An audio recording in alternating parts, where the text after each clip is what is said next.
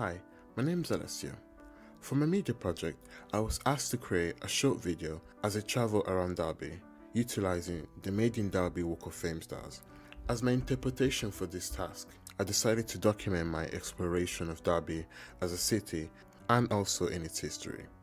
I picked up my phone and made my way into the center.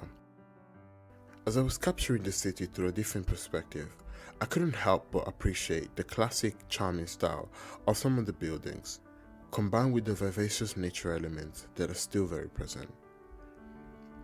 I discovered the story of the city through narrations of some remarkable characters of Derby, one of which was Bess of Hardwick, an important figure during the Elizabethan era, who created success for herself in one of the few ways that was available for women at the time.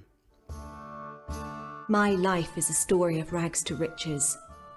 From a family of Derbyshire farmers, I ascended to the highest echelons of Elizabethan society, albeit by a series of well-made marriages.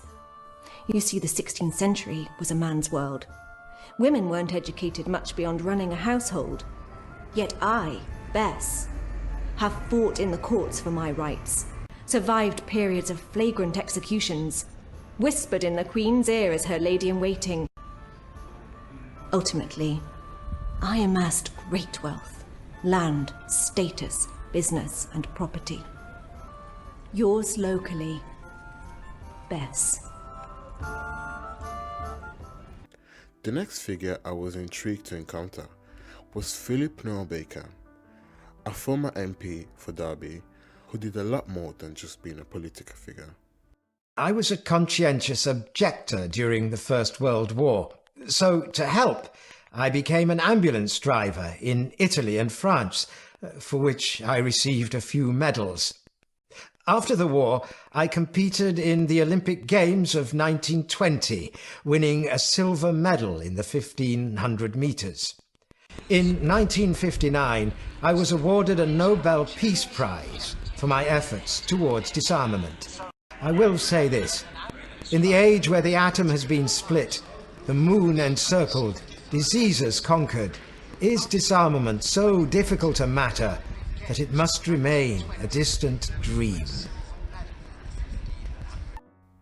Another person who dedicated their life to improving the condition of others was Florence Nightingale. Through her work during the Crimean War, she was able to uplift the role of nurses in society and reform the practice as a whole.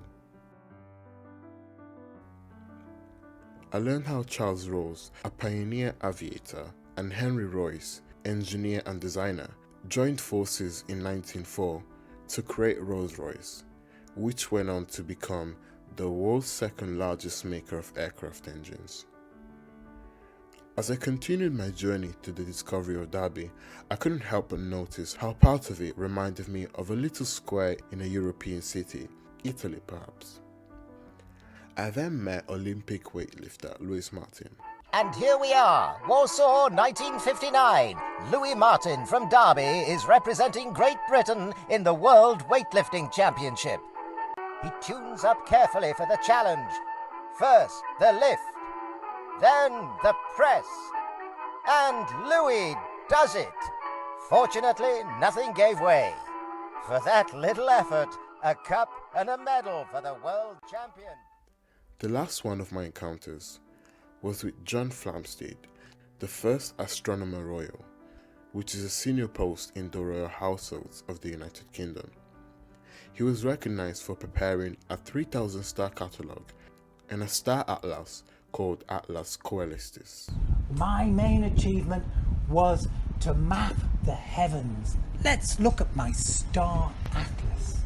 Yes, there's Aries, the Latin for the ram.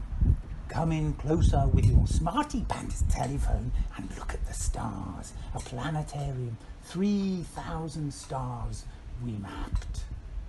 Come in closer.